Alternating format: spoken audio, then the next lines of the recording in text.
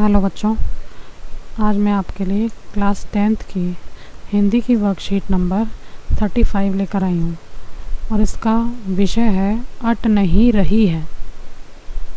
ठीक है, तो बच्चों ये आपकी ही बुक की कविता है, अट नहीं रही है। तो उसका भावार्थ मैं थोड़ा सा बता देती हूँ। प्रस्तुत पंक्तियों में कवि फागुन माह में आने वाली बसंत ऋतु का वर्णन बहुत ही सुंदर ढंग से कर रहा है। ठीक है, कवि क्या कह रहा है बच्चों? कवि कहता है कि फागुन की आभा इतनी अधिक है, इतनी सुंदर है कि वह प्रकृति में समा नहीं पाती। फागुन मास में ऐसा लगता है मानो प्रकृति एक बार फिर दुल्हन की तरह सज गई हो या सज धज कर तैयार हो गई है, क्योंकि बसंत ऋतु के आगमन से सभी पेड़ पौधे, नई नई कोपलें, नए नए कोमल पत्तियाँ, ठीक है, उस पे पेड़ों पे निकल आती हैं। वह रंग बिरंगे फूलों से पेड़ लद जाते हैं और जब भी हवा चलती है तो सारा वातावरण उन फूलों की खुशबू से महक जाता है।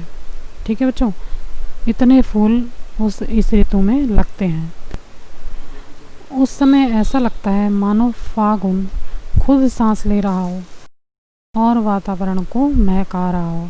ठीक है, कवि कहता है कि कभी ऐसा एहसास होता है जैसे तुम फागुन माह आसमान में उड़ने के लिए अपने पंख फड़फड़ा रहे हो। कवि बसंत ऋतु की उस सुंदरता पर मोहित है। इसके लिए वे कहते हैं कि मैं अपनी आंखें हटाना तो चाहता हूँ, पर मेरी आंखें हटती नहीं हैं। इतना सुंदर दृश्य जो प्रकृति का होता है उससे। यह फागुन मास का मानवीकरण किया गया है। ठीक है, इसमें इस कविता में फागुन मास का मानवीकरण किया गया है, यानी कि उसको बताया गया है कि मनुष्य के मन में उसके लिए कैसी भावनाएं हैं फागुन मास की और बसंत ऋतु की। तो बसंत ऋतु में सभी पेड़ पौधों में नए नए कोपले पत्ते निकल आते हैं और डाल डाल पर रंग बिरंगे फूल खिल जाते हैं या डालियाँ फूलों से लद जाती हैं।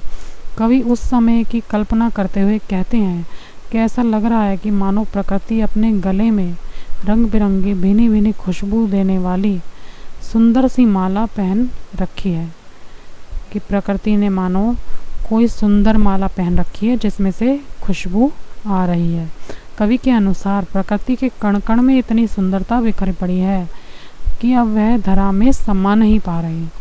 यहाँ भी मानवीकरण किया गया है। ठीक है बच्चों, तो इसमें इस तरह से तो कवि ने इस पाठ की व्याख्या, इस लेसन की व्याख्या इस प्रकार की है।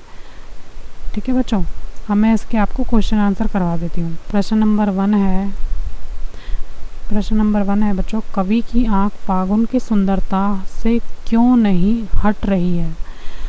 उत्तर है, कवि फागुन की सुंदरता पर मोहित है और चारों तरफ बसंत ऋतु की इतनी अद्भुत सुंदरता है कि कवि की आँखें फागुन की सुंदरता से हट नहीं रही हैं।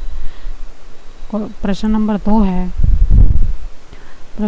है बच्चों, फागुन में ऐसा क्या होता है जो बाकी ऋतुओं से भिन्न होता है?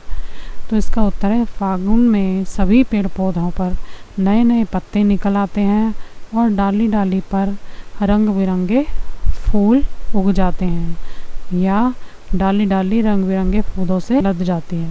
प्रश्न नंबर 3 है, प्रकृति के सौंदर्य की दृष्टि से आपको सबसे अच्छी ऋतु या महीना कौन सा लगता है? वह क्यों? सोच कर बताइए। उत्तर है, मुझे प्रकृति के सौंदर्य की दृष्टि से बसंत ऋतु सबसे अच्छी लगती है, क्योंकि इस वक्त सभी पेड़ पौधों में नए नए पत्ते निकलते हैं और चारों ओर हरा भरा और रंग बिरंगा दृश्य होता है।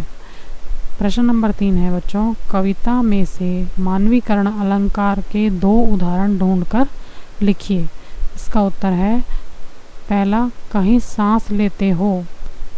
दूसरा है, उड़ने को नभ में तुम पर कर देते हो। ठीक है, तो आप ये इसमें लिख सकते हैं। प्रश्न नंबर 5 है बच्चों, इसमें गतिविधि दी हुई है। सूर्यकांत त्रिपाठी निराला जी के बारे में और जानकारी इकट्ठा कीजिए।